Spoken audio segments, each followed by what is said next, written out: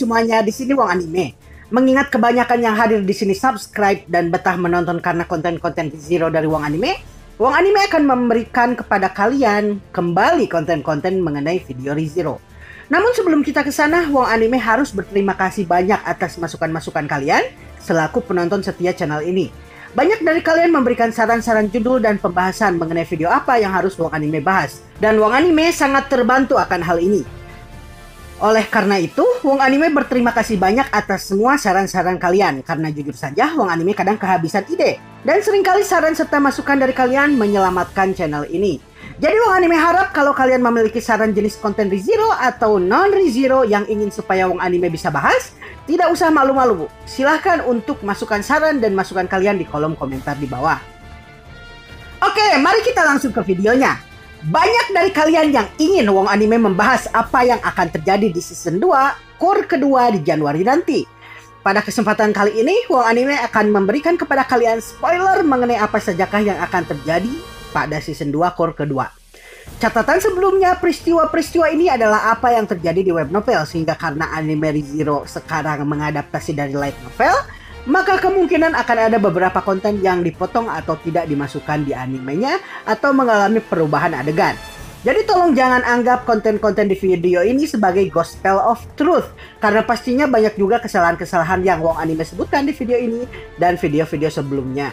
Oke, tanpa berlama-lama lagi, inilah 9 peristiwa penting yang akan terjadi di ReZero Season 2 core kedua. 1. Subaru tidak mati.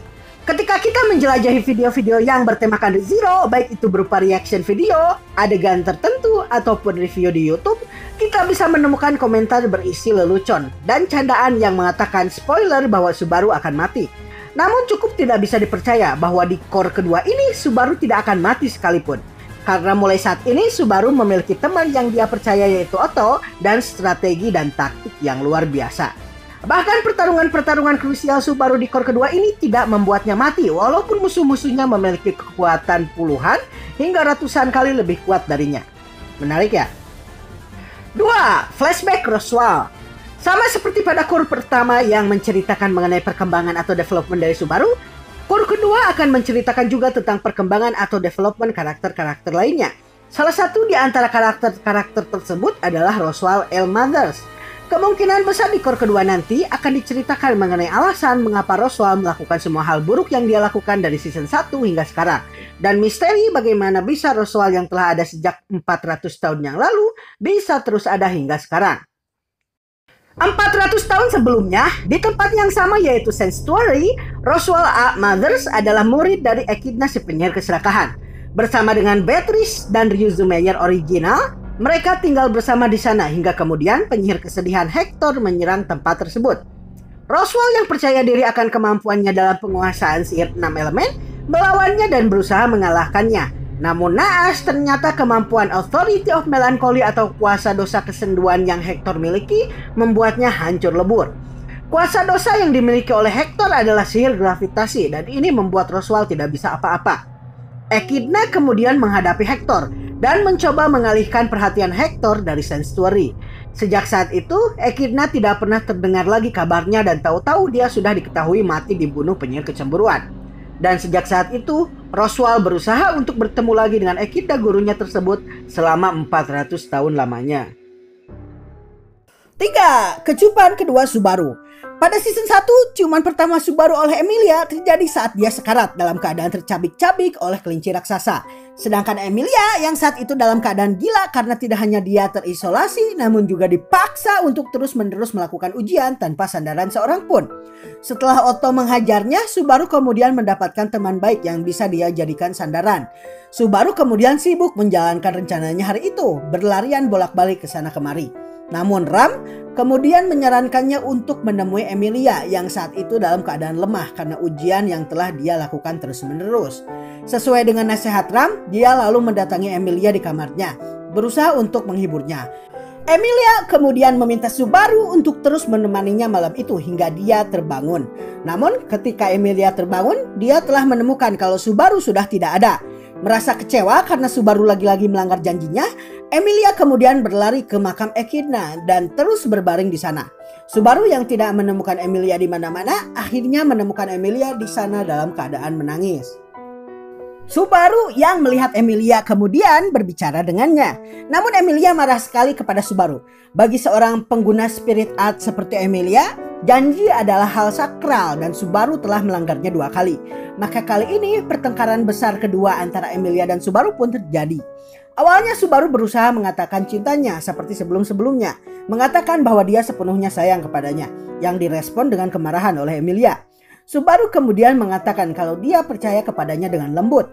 Namun dengan marah besar, kemudian Subaru mengatakan bahwa karena dia mempercayai Emilia, maka seharusnya Emilia berhenti bersikap manja dan kekanakan dan mulai menyelesaikan masalahnya. Emilia yang mendengar ini sangat marah dan akhirnya mereka pun saling membentak satu sama lain. Dalam keadaan saling membentak ini, Subaru kemudian mengakhiri pertengkaran mereka dengan ciumannya yang kedua. Kali ini tidak seperti ciuman pertama Subaru dengan Emilia yang dipenuhi dengan rasa kematian. Ciuman keduanya dipenuhi dengan rasa kehidupan. Emilia pun mulai mengerti kesalahannya dan mulai merasa tenang. Dari sinilah kejayaan Emilia pun dimulai. 4. Flashback Emilia. Karakter selanjutnya yang akan mendapatkan development di season 2 adalah siapa lagi kalau bukan Emilia. Malah mungkin season ini bisa dibilang sebagai seasonnya Emilia. Seperti yang kita telah ketahui di core pertama, Emilia mengalami trauma berat setiap kali dia melakukan ujian pertama. Bahkan ada yang sampai bikin dia gila. Namun di core kedua ini berkat sentuhan semangat dari Subaru, dia akhirnya berhasil mengatasi ujian ini. Ujian ini pada dasarnya menceritakan tentang masa kecil Emilia ketika dia masih dirawat oleh Fortuna bibinya dan para penduduk desa Elf Elior yang menyayanginya. Ujian ini juga mencakup pertemuannya dengan Betelgeuse Romanée-Conti, sosok yang akan menjadi figur ayahnya, dan juga penyerangan desa Elior oleh sekte penyihir dari golongan ekstrim, yaitu Pandora, si penyihir kemegahan, dan Regulus Corneas, uskup agung dosa keserakahan. Namun peristiwa yang paling traumatis di antara semua hal yang terjadi adalah peristiwa pembekuan desa Elior yang dilakukan oleh Emilia sendiri yang menyebabkan seluruh desa Elior menjadi es abadi selama 100 tahunan. Dan inilah yang melatar belakangi persetujuan Emilia dengan proposal Roswaal untuk menjadikannya Maharani Kerajaan Lugunica. 5. Kejayaan Otto.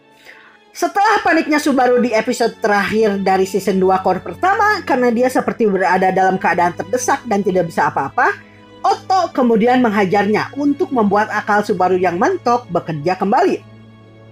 Subaru sebagai seseorang yang berusaha menggunakan otaknya dalam menyelesaikan setiap masalah tidak pernah mempertimbangkan satu hal yang seharusnya dia miliki untuk menyelesaikan rencana-rencananya, yaitu teman yang dapat dipercaya.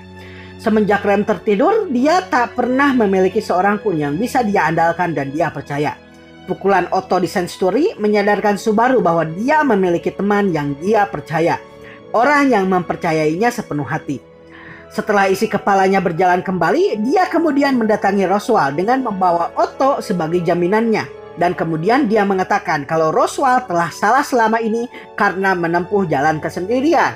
Subaru kemudian melakukan kontak dengan Roswaal yang intinya mengatakan kalau Subaru menang, maka Roswaal mesti meninggalkan Alkitabnya. Dan kalau Roswaal menang, maka Subaru akan menjadi budaknya.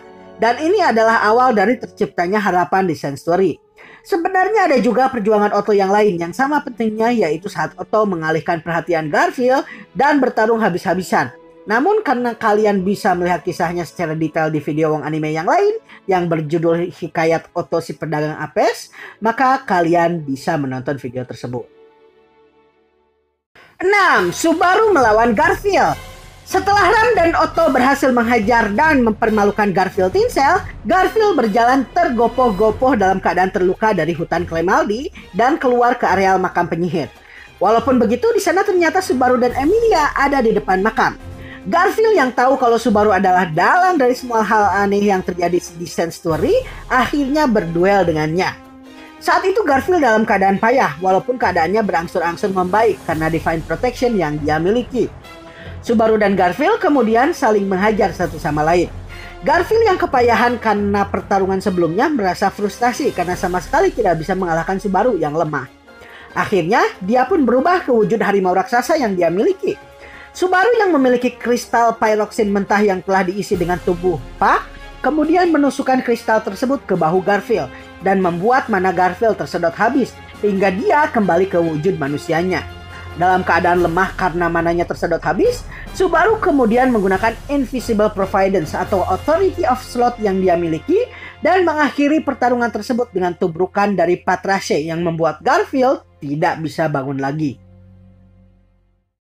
7. Terbakarnya Alkitab Roswell. Setelah kontrak dijalin antara Roswell dengan Subaru dan Otto, Roswell kemudian berusaha mengganggu usaha Subaru. Dia berusaha mensabotase duel antara Garfield dan Subaru. Namun Amelia awas akan aktivitas mana yang tidak normal dan langsung mengkonfrontasi Roswell. Roswell yang dalam keadaan terlihat kemudian mencari cara lain untuk mengganggu usaha Subaru dan Otto. Namun kemudian dia dicegat oleh Ram. Ram yang mengetahui kalau Roswell telah kehilangan jalannya, kemudian melakukan pertarungan 1 lawan 1 melawan Roswell. Roswell di atas angin dalam pertarungan ini dan bahkan menggunakan 6 bentuk elemen api yang dia kuasai. Namun sedikit sentuhan sihir angin yang Ram miliki membuat Alkitab Roswell terlempar dan akhirnya terbakar habis karena sihir api yang Roswell keluarkan. Terbakarnya Alkitab ini membuat Roswell panik dan membuatnya tidak sengaja mempercepat turunnya salju yang terjadi di Sanctuary, sehingga kelinci raksasa pun berdatangan ke Sanctuary lebih cepat 1 hari dari sebelumnya. 8. Pemusnahan total kelinci raksasa. Setelah masalah di kediaman Roswell berhasil diatasi dengan terbunuhnya Elsa dan ditangkapnya Miley Potrot, masalah baru muncul di Sanctuary, yaitu kemunculan kelinci raksasa. Dengan kembalinya Subaru dari kediaman Roswell, Subaru telah berhasil membawa senjata baru, yaitu Beatrice, roh agung penjaga perpustakaan terlarang yang telah menjalin kontrak dengannya. Mereka kemudian menyuruh para penduduk desa Arlam dan Sanctuary untuk berlindung di dalam makam, karena ujiannya sendiri telah berhasil Amelia selesaikan. Sedangkan Subaru dan kawan-kawan berjaga di luar mencegah kelinci masuk. Dalam pertarungan tersebut, Subaru menggunakan sihir Minya yang merupakan sihir yin tingkat tinggi yang mampu membuat sensasi waktu di makhluk hidup terhenti, sehingga membunuhnya jika tersentuh. Sedangkan Amelia menggunakan Flower of Ice yang dia peroleh setelah memori masa kecil yang dia ikuti melalui ujian kembali. Walaupun begitu, kelinci-kelinci tersebut terus membelah diri dan menggandakan dirinya dengan cepat. Beatrice akhirnya menggunakan mana 400 tahun yang dia simpan dan menggunakan sihir El Shamak, yaitu sihir tingkat tinggi yang membuat seluruh kelinci raksasa tersebut tersedot ke dimensi lain sehingga tak bersisa sama sekali. Dengan musnahnya seluruh kelinci raksasa, Subaru berhasil membunuh 2 dari 3 binatang jahanam terkuat. 9. Penobatan Subaru sebagai kesatria. Setelah peristiwa Sanctuary berhasil diselesaikan dengan konklusi yang sempurna, Roswell sebagai pendukung utama Amelia dan sebagai penguasa daerah kekuasaan Mothers menginisiasi proposal untuk mengajukan Subaru sebagai kesatria Amelia, mengingat prestasi Subaru sendiri sudah cukup mumpuni. Dia berhasil memimpin pasukan faksi Crash dalam perburuan Paus Putih dan membunuhnya dengan gemilang. Tidak hanya itu, dia juga berhasil membunuh Uskup Agung Dosa Kemalasan Betelgeuse Romane Conti, menjadikannya salah satu dari sedikit orang yang berhasil membunuh petinggi sekte penyihir. Subaru kemudian menerima proposal Roswell dan dengan disaksikan semua anggota faksi Amelia, Subaru akhirnya dinobatkan sebagai kesatria Amelia dalam upacara yang diadakan di kediaman utama keluarga Mothers. Walaupun begitu, Subaru tahu kalau musuh-musuhnya akan semakin kuat. Demi segala hal yang dia miliki sekarang, dia kemudian berlatih keras hingga 1 tahun setelahnya. Baiklah semuanya, itulah prediksi 9 hal yang akan terjadi di Core 2 Season 2 di Anime ReZero. Jangan lupa untuk like dan share video ini dan silahkan subscribe kalau belum subscribe di channel ini. Jangan lupa juga buat klik tombol notifikasi supaya nggak kelewat video-video terbaru dari Wong Anime. Kalau kalian ingin menonton video-video Wong Anime yang lain, silahkan untuk klik video-video berikut.